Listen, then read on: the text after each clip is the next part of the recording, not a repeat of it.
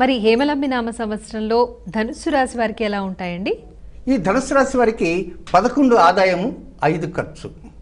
వాస్తవంగా మెరుగైనటువంటి ఫలితాలు ఇవ్వటానికి రాబోతున్నాడు ఎవరు? శని. ఎప్పుడు? అక్టోబర్ 27వ తేదీ నుంచి ఏలినాటి శని 2వ భాగం ప్రారంభమవుతుంది.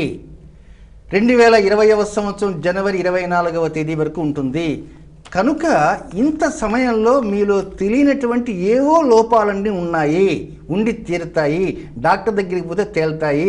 వాటన్నిటినీ తేల్చి సమస్యలను పరిష్కారం చేసి అధిక డబ్బు ఖర్చు కాకుండా ఉన్నంతలోనే మీకు అది శస్త్రచికిత్స కావచ్చు, మరొకటి కావచ్చు కనుక ఉపకారం చేయటానికి ఏలినాటి శని 2వ భాగం వస్తున్నాడు అని మాత్రమే ఆనందించండి. అంతే తప్ప ఎక్కడ ఆందోళన చెందకండి.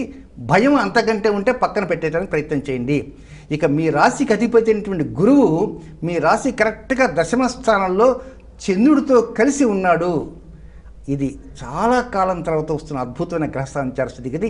ఏప్రిల్ 10వ తేదీ రాత్రి హస్తా నక్షత్రంలో ఇరువురు కనపడతారు, పక్కనే ఉంటారు. కనుక ఏప్రిల్ 10 నాటి ఆ ఇరువురిని దర్శించుకోండి. ఏప్రిల్ 11వ తేదీ నుంచి నెక్స్ట్ జూన్ 21వ తేదీ ఈ మధ్యకాలంలో భార్యాభర్తల మధ్య కీచులాటలు లేకుండా ఉండటానికి ప్రయత్నం చేయండి. ఏ చిన్నపాటి చీర కావాలన్నా అంత సొమ్ము లేదమ్మాయి, తక్కువ ఉందమ్మా అని చెప్పడం ప్రయత్నం చేయండి. లేదా శ్రీవారితో మాట్లాడే సమయంలో వారు కూడా కొంచెం జాగ్రత్తగా మాట్లాడే ప్రయత్నం చేయండి. కొంచెం తేడాగా మాట్లాడితే పెట్టాబడ సర్దుకుంటారు, బస్సు ఎక్కుతారు, తప్పితే రైలు ఎక్కుతారు. ఆ తర్వాత వారిని పిలుచకరావాలంటే మరొక ఇద్దరు వెళ్ళాలి.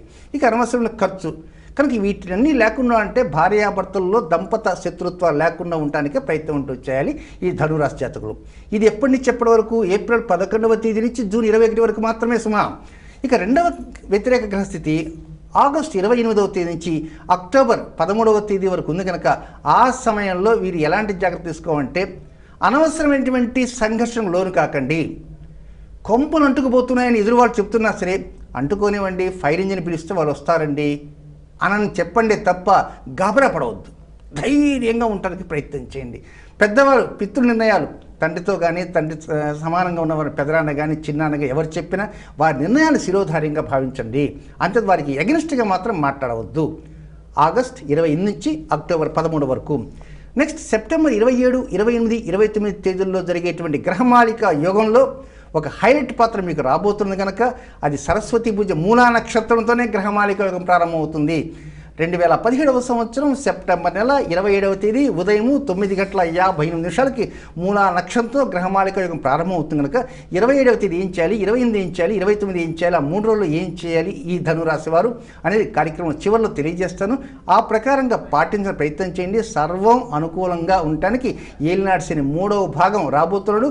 ఆయన కూడా చక్కగా స్వాగతించడానికి ప్రయత్నం చేయండి. అవకాశం ఉన్నంత మేర 355 రోజులు జరిగేటువంటి ఈ హేమలంబనామ సంవత్సరంలో ప్రతి గురువారం జగద్రక్షకుడైనటువంటి శ్రీ సూర్యనారాయణ మూర్తిని ఆదిత్య హృదయంతో కీర్తించండి, స్తోత్రించండి. చాలా చక్కగా ఉందండి. అంటే ధనుసు రాశి వారు ఈ సంవత్సరం భార్యాభర్తలు అన్యోన్యంగా ఉండాలి, అలాగే పెద్దవారితో గౌరవంగా నడుచుకోవాలి అని అలాంటి జాగ్రత్తలు తెలియజేశారు కదా.